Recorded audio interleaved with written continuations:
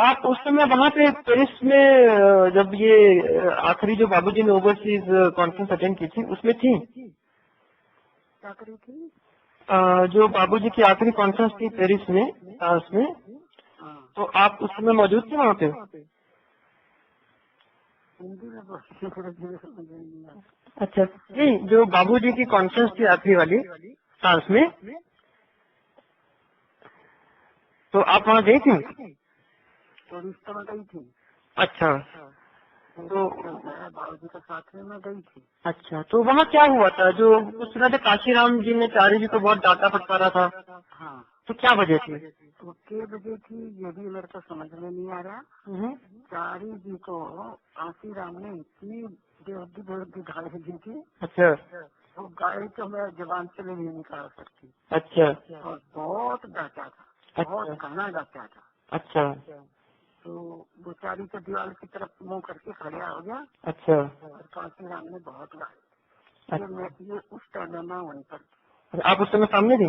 सामने कौन कौन था रूम में, कमरे में? उस कमरे में चारी जी थे, काशीराम था, काशीराम बाहर खड़ा था। चारी उस रूम में, तो बाबूजी के रूम में नहीं, और एक्स्ट्रा रूम में। और मैं थी, और भी ये शाजापुर के अपने जो बात से रहे थे ना, वही लोग।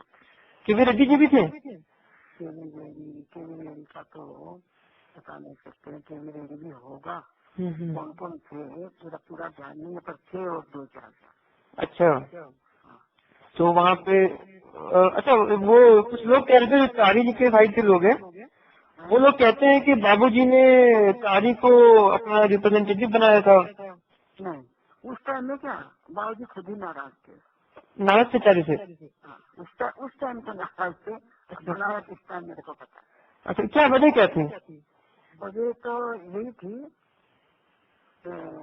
फिर वो जो बाबूजी की क्या नाराजगी थी, ये मैं आपको बताऊं। बसंत पंचमी आया ना, बाबूजी का जाने से पहले जब बाबूजी बीमार थे, तो एक बसंत पंचमी तक तो यही कहा था कि अपने अपने घरों में मिला लो, शाजापुर नहीं आओगे कोई भी। बाबूजी की तबीयत खराब है। तो फिर घरों में मिलाया था। अच्छा। तो मैं उस बसंत पंचमी पर बाबूजी के पास गई थी। दूसरा बसंत पंचमी नहीं मनाया गया था। अच्छा। तो बाबूजी ने मेरे को बुलाया। मैं अंदर बैठी हुई थी, तो मेरे को बाबूजी बाहर बैठे हुए थे। रत्नम से नंदिनी से बोले कि जो आसाम से आई है उनको बुलाओ। तो मैं गई बाबूजी के पास। मैं जी बाबूजी मैं आ गई। बाबूजी बोले मेरे को कि चित्रा ने चित्रता बनाई और लोग चित्रता को भूल गए, तो चित्रा पर आकर्षण हो गई। अच्छा, ये बात बताई मेरे को। अच्छा, तो ये तो आप साफ समझ गए होंगे। हाँ।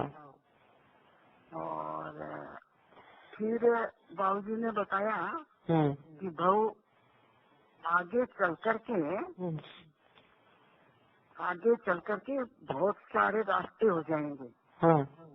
और तुम जिस रास्ते चलती हो उसी पर चलना। अच्छा। तो फिर मैंने कहा बाबूजी मैं तो समझी नहीं। तो अरे बहुत चलते हैं ना, तो रास्ता में कच्चड़ झाड़ जंगाल टेढ़े मेढ़े रास्ते आते हैं ना। तो बोले हाँ बाबूजी, तो तुम जो सब उन रास्तों में कच्चड़ झाड़ जपाड़ में मत फंसना। जो अभी सीधा रास्ते चलती है इसी रास्ते में चलते जा। अच्छा। तो मैं बोली ठीक है बाबूजी। उस समय तो बस ऐसे तो उनसे सुन लिया। फिर उन्होंने बताया कि कोई संत की जो समाधि होती है ना, संत की समाधि। अब बाबूजी पर तो नहीं सोचा जाएगा ना, उसमें हम कैसे सोच लेंगे कि उनकी समाधि भी होगी। तो बोले कि जो समाधि होती है ना संत की, उस समाधि के पास बैठने से उसको उतना ही मिलने लग जाता है जहाँ तक संत पहुँचा हुआ होता। अच्छा। ये बात मेरे को बताई उन्होंने। तो मैंने कहा कि अच्छा ठीक है बात। और फिर वह अब ये पहले मैं ये तो बात मेरे को बता दिया। अच्छा, बसंत पंचमी से पहले जब मैं गई तो बाबूजी बाबूजी मेरे को बोले, हाँ मैं बाबूजी के घर पे चली गई, आश्रम में गई और उसके बाद में मेरे को तो बाबूजी के सिवाय और कुछ नहीं दिखता था। मैं बाबूजी के घर पे चली गई। तो बाबूजी के जब घर पे गई तो चारी जी बोले कि हम मेडिटेशन कराएंगे और आसाम का लोग कोई भी कहीं नहीं जाएगा। तो मैं गेट से निकलने लगी तो एक आसाम का आदमी ने मेरे को टोका कि तुम कहाँ जा रही हो? चारी साहब पूजा कराएंगे। तो बोली ठीक है, पूजा कराएंगे तो आप लोग कर लो, मैं तो बाबूजी के पास जाऊँ। मैं ऐसे बोली, पूजा कराएंगे तो कर लो आप लोग। तो मैं इतना ही कह करके बाबूजी के घर पे चली। तो बाबूजी जब मैं गई तो बाबूजी मेरे को ऐसे बोले कि बहू तुम मेरे साथ चलना आश्रम में, तब तक यहाँ बैठी रहो। तो मैंने कहा कि ठीक है, मैं बैठी रहेगी। तो फिर बाबूजी ने अपना सारा परिवार भेजा, सब धीरे धीरे करके सब लोग को भेज दिया। फिर बाबूजी अंदर गए, वो ताला देखा, वो ताला देखा, वो ताला देखा, ऐसे देखा। तो बाबूजी मेरे को बोले, तो चारी भाई साहब जिसमें गाड़ी लेकर के खड़े थे, तो बाबूजी मेरे को बोले कि बहू इस गाड़ी में तुम बैठ गया और मैं आता। तो मैं गाड़ी की तरफ गई तो चारी जी बोले कि गाड़ी में जगह नहीं है, आप बाहर में गली में गाड़ी खड़ा है वहाँ जाइए। मैं आकर के वापिस बाबूजी के जो बाहर में कुर्सियाँ रहती है ना, वहीं पर बैठ गई। तो बाबूजी ने कहा कि बहू तुम वहाँ नहीं बैठी क्या, गाड़ी में बैठो ना। तो मैंने कहा कि बाबूजी हम वापिस आ रहे थे गाड़ी से, गाड़ी भाई साहब मना कर दिया ना, और बाबूजी गाड़ी में बैठने के लिए जा रहे थे। तो बाबूजी मेरे को बोले तुम वापिस क्यों आ रही हो, बहू गाड़ी में बैठता था ना। तो मैंने कहा कि चारी भाई साहब बोलते हैं कि गाड़ी में जगह नहीं, तो बाबूजी भी घूम गए वापिस। अच्छा। तब चारी भाई साहब गए और जाकर के बोले बाबूजी आइए, बाबूजी आइए। तो फिर बाबूजी बोले जब गाड़ी में जगह ही नहीं है तो हम कहाँ बैठे। बाबूजी ये बात बोले। फिर बोले नहीं है, आइए आइए। तो फिर बाबूजी तो नहीं गए। फिर मेरे को बोले बहन जी आप आ जाइए, आ जाइए चारी। तो फिर हम कैसे करें, क्या करें, हम घूम गए। फिर बाबूजी घूम गए, तो मैं पीछे में बैठ गई और चारी की गाड़ी चला रहे थे, बाबूजी को बगल में बिठा दी। और बाबूजी एक बार भी उसके मुख की तरफ नहीं देखा। अच्छा। मुँह घुमा करके बैठे थे। अच्छा। जिनसे बाबूजी नाराज थे।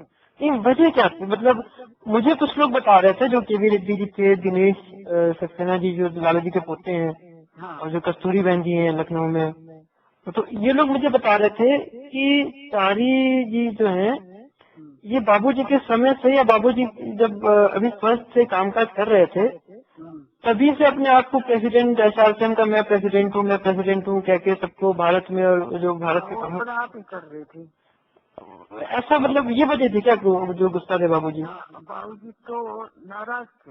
हाँ, जैसे प्रेसिडेंट कर रहा था। एक बार एक बहन का डॉक्टर था, उसको बाबूजी ने रिसेप्टर बनाया। हाँ, तो बाबूजी जो सर बैठ करके रिसेप्टर बना रहे थे तो हम भी चले गए। हाँ, तो फिर बाबूजी को हम पूछा, बाबूजी आप कैसे रिसेप्टर बनाते हैं?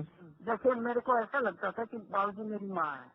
तो मैं जो भी जैसे बच्चा माँ से पूछ लेता है ना, ऐसे ही मैं पूछ लिया करती थी। मेरे को बाबूजी से कोई हिचकिचाहट नहीं था मन में, जो सीधा मेरे मन में आया वही मैं पूछ लेती थी।